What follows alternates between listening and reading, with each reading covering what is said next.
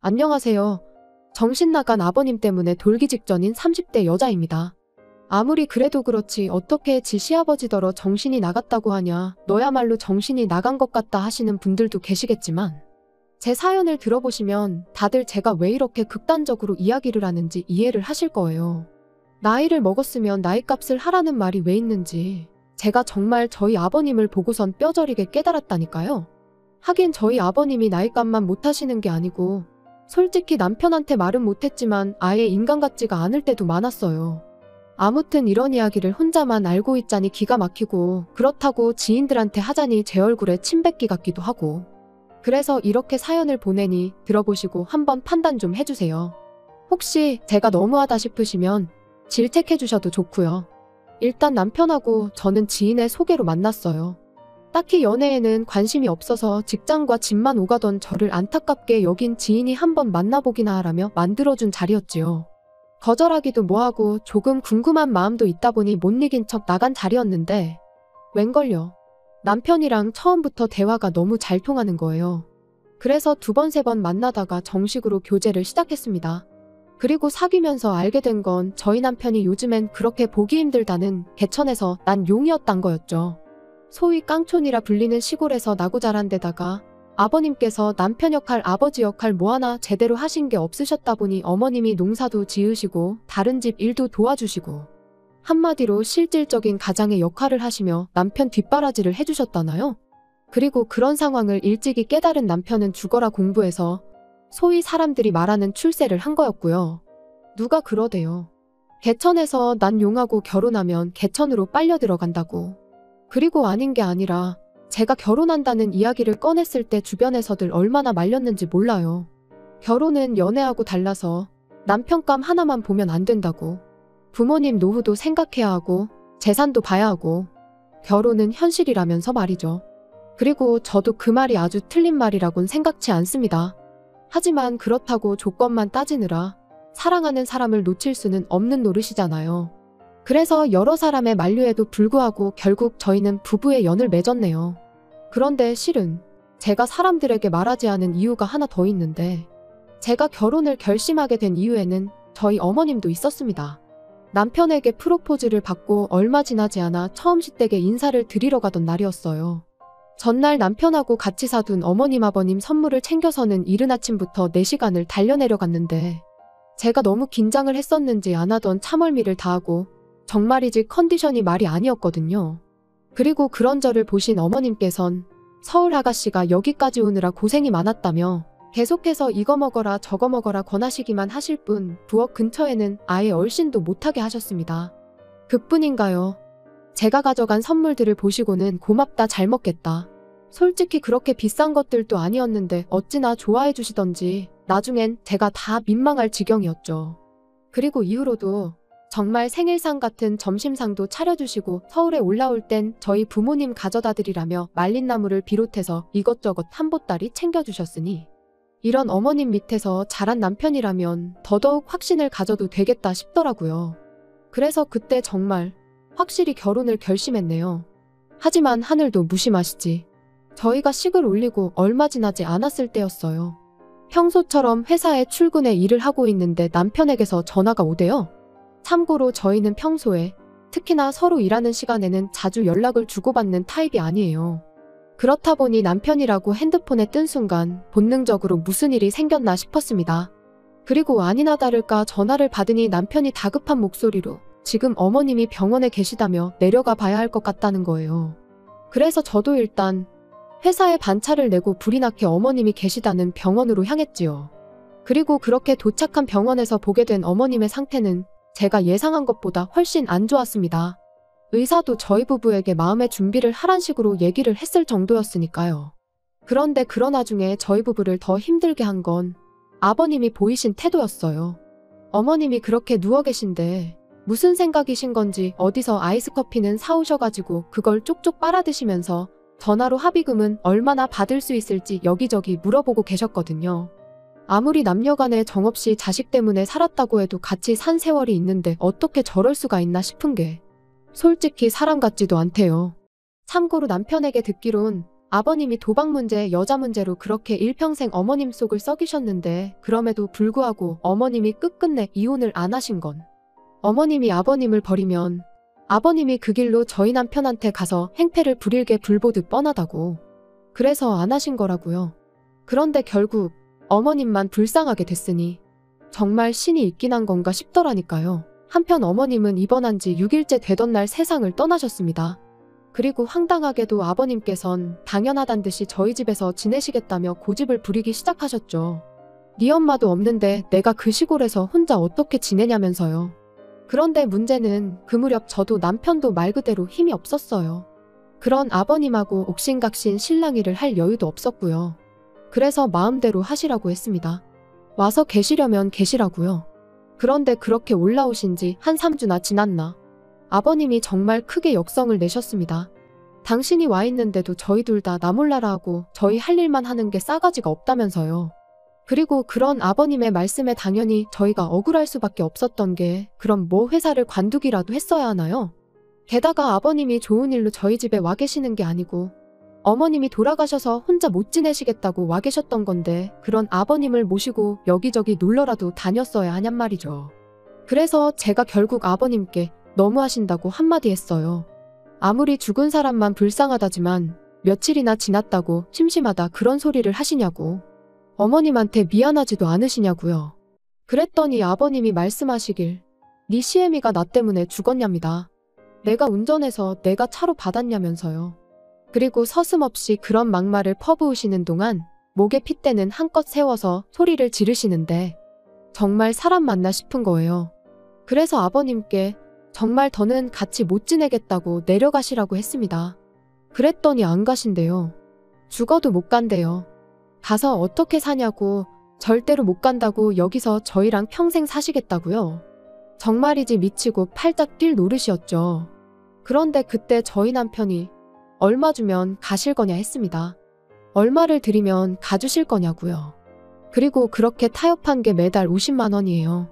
50만 원씩 보내드리는 조건으로 같이 산다는 얘긴 2번 다시 안 하시기로요. 정말이지 돈 앞에선 장사 없다지만 결국 처음부터 저희랑 지내시려던 것도 어머님이 안 계신 집에서 혼자 지내실 자신이 없으셔서가 아니라 일평생 어머님한테 그러셨듯 이번엔 저희 등골에 빨대 꽂으려고 하셨던 거구나 싶은 게 소름이 끼치고 한편으론 남편이 불쌍하고 남편도 남편대로 저한테 미안해했죠. 그리고 그 일이 있고 한반년쯤 지났던 작년 가을이었습니다. 웬일로 아버님한테 문자가 왔는데 할 이야기가 있으니 빠른 시일 내에 한번 내려오라대요. 그래서 바로 그 주 주말에 남편과 시댁을 찾았어요. 참고로 어머님이 돌아가신 이후로 그때가 3번째 방문이었습니다. 처음에 내려가서는 어머님 유품 정리를 했고 2번째 내려갔을 때 이제 어머님이 쓰시던 방을 치웠죠. 사실 이때도 아버님하고 고성이 오가긴 했습니다. 남편은 돌아가신 지 얼마나 됐다고 그냥 당분간은 어머님이 쓰시던 방은 그대로 유지했으면 좋겠다. 아버님은 사는 내가 불편하다는데 네가 무슨 간섭이냐. 그래서 결국 어쩔 수 없이 저희가 정리했어요. 만약에 저희가 끝까지 안 한다고 버텼으면 저희 몰래 사람을 불러서 치우고도 남으실 분이셨으니까요. 그리고 그때 이후로 저희는 그래도 어머님이 사시던 집이니 종종 내려가서 살피고 싶었는데 아버님이 어찌나 못 오게 하시던지 그래서 이번에 내려오라고 하신 게 더더욱 무슨 일 때문인지 가늠이 되질 않았네요. 그런데 그렇게 도착한 시댁에서 저희는 생각지도 못한 상황을 보게 되었습니다. 집엔 아버님만 계신 게 아니었거든요. 웬 중년의 여성분도 같이 계셨죠. 그리고 저희가 누구라는 눈빛으로 그분을 쳐다보니 아버님께서 저희더러 새엄마랍니다. 당신하고 결혼할 여자니까 저희한텐 새엄마라고요. 기가 막히대요. 재혼도 그렇고 새엄마는 무슨 새엄마. 정말 어처구니가 없더라니까요. 그리고 몇 분이나 지났나 남편이 한숨을 푹 내쉬더니 어머니 돌아가신 지 얼마나 됐다고 재혼이냐며 아버님한테 물었습니다. 창피하지도 않으시냐고요. 그런데 아버님은 내가 죄졌냐, 내가 왜 창피하냐 하시더니 니들이 나 데리고 살 것도 아니면서 왜 못하게 하냐고 소리를 지르시대요. 그리고 솔직히 그땐 아버님 말씀도 일리가 있다 싶기도 했어요. 진짜로 저희가 모시고 살 것도 아니고 옛말에 10명의 자식이 악처보다 못하다잖아요. 그래서 결국 재혼을 하고 말고는 아버님 결정에 따르기로 했습니다. 다만 호칭은 여사님으로 새어머니니 뭐니 그런 건 못한다고 했죠. 그랬더니 아버님도 더는 별 말씀 안 하시대요. 그리고 정확히 한 달 뒤 아버님은 여사님과 살림을 차리셨습니다. 혼인신고도 하셨고요. 솔직히 혼인신고까지 하신 걸 알고 나서는 정말 말이 안 나왔어요. 그 나이에 그냥 사시면 되지 뭐 한다고 혼인신고까지 하셨나 싶기도 하고 여러 가지로 이해할 수도 이해하고 싶지도 않았죠. 남편도 미쳤다고 노망이 난 게 분명하다며 분을 삭히지 못했고요. 그런데 얼마 안 가 왜 그렇게 혼인신고를 서두르셨는지 이유를 알게 되었습니다. 한 달쯤 지났을까 아버님께서 저한테 연락을 해오셨어요. 참고로 이 무렵엔 아버님한테 오는 연락을 무시하진 않았지만 저희가 먼저 하는 법은 없었습니다. 말 그대로 무소식이 희소식이다 생각하고 산 거죠. 그리고 아버님도 당신이 용건이 있을 때나 연락을 해오셨지 저희에 대해 뭐 궁금해하시고 그런 건 없으셨어요. 아무튼 연락이 왔는데 하시는 말씀이 제 신우가 결혼을 한다나요? 그런데 저희 남편은 외동이란 말이죠. 그래서 무슨 말씀이시냐 물으니까 이렇게 말귀를 못 알아듣는다며 타박을 하시는데 그제서야 아버님과 재혼한 여사님한테 딸이 하나 있다는 게 생각났습니다. 저보다 4살 어린 아가씨였죠. 신우라는 호칭이 거북스러웠지만 아버님하고 통화가 길어지는 것도 원치 않았기에 아 그러냐고 축하한다고 전해주세요 했습니다. 그랬더니 아버님께선 저더러 직접 하라며 그래서 말인데 돌아오는 주말에 상견례가 잡혔으니 남편하고 내려오래요. 그래도 번듯한 직장 다니는 저희가 나가야 우리 쪽 어깨에 힘이 좀 들어갈 것 같다면서요. 그리고 그날 밤 퇴근한 남편에게 아버님이 하셨던 이야기를 전하니 남편이 답답한지 자기 가슴을 내리치면서 진짜 미쳐도 곱게 미쳐야 하는 거 아니냐고 자기 아버지인데도 불구하고 아주 신랄하게 욕을 하대요. 그리고 저도 오죽하면 저러겠나 싶어서 같이 호응만 했지 말리진 않았어요.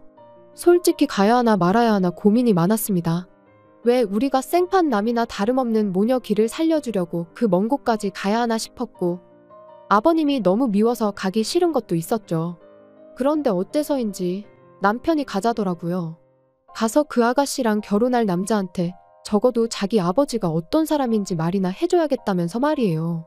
그리고 저는 엄밀히 따지면 그 아가씨는 죄가 없지 않나 싶어서 저희 남편의 생각이 썩 마음에 들진 않았습니다. 하지만 또 한편으론 제가 무슨 선생님도 아니고 남편한테 옳고 그름을 논할 상황인가 싶대요. 솔직히 아버님이 일을 이 지경으로 만들었다 싶은 생각도 들었고요. 그리고 그렇게 돌아온 주말 아버님이 말씀해주신 식당을 찾았는데 저희를 뒤따라 들어온 차에서 아버님이랑 두 모녀가 내리대요.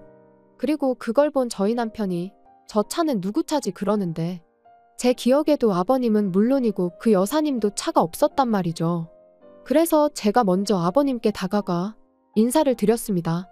그리곤 차는 누구 차냐 물었더니 여사님 딸이란 아가씨가 입을 삐죽이더니 아빠가 사준 거래요.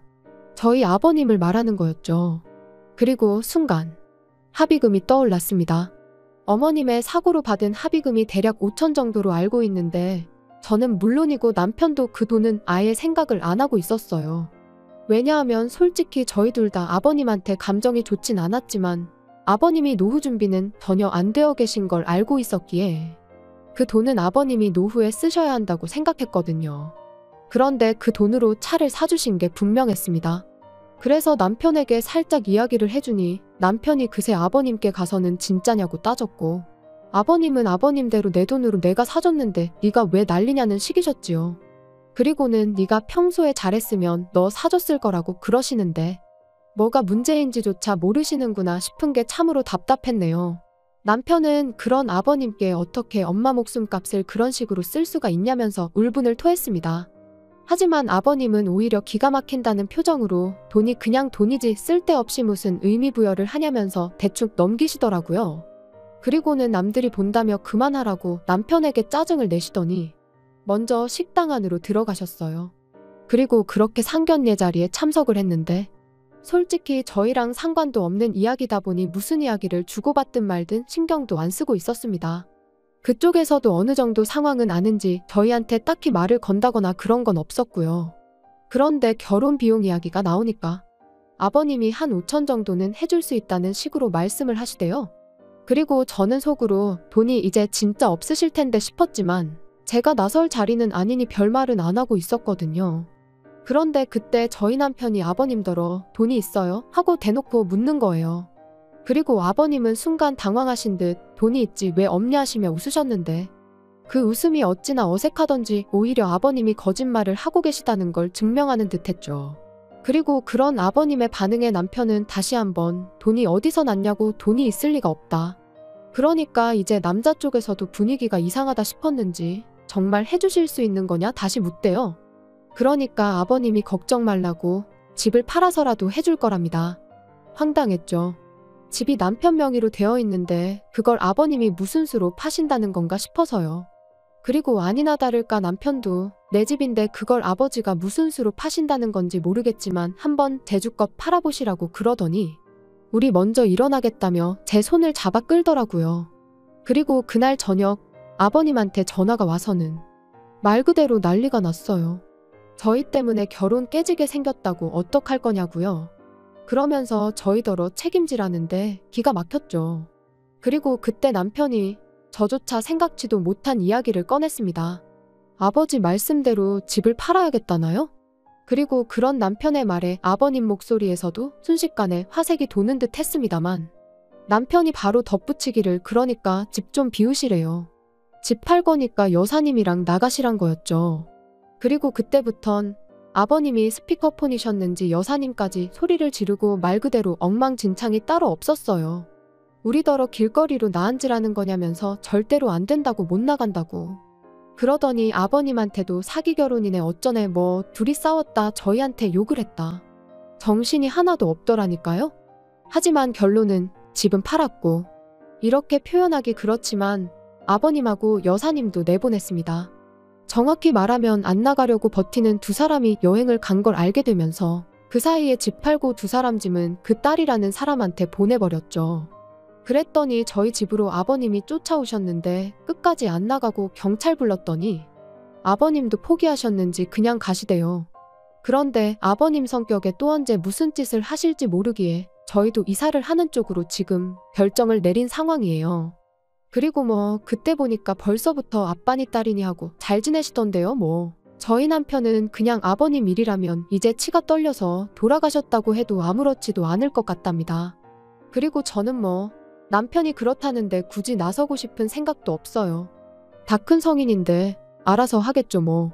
괜히 어설프게 나서서 제 팔자 제가 꼬고 싶은 생각은 요만큼도 없으니까 앞으로도 그냥 남편이 하자는 대로 하는 게 베스트일 것 같네요.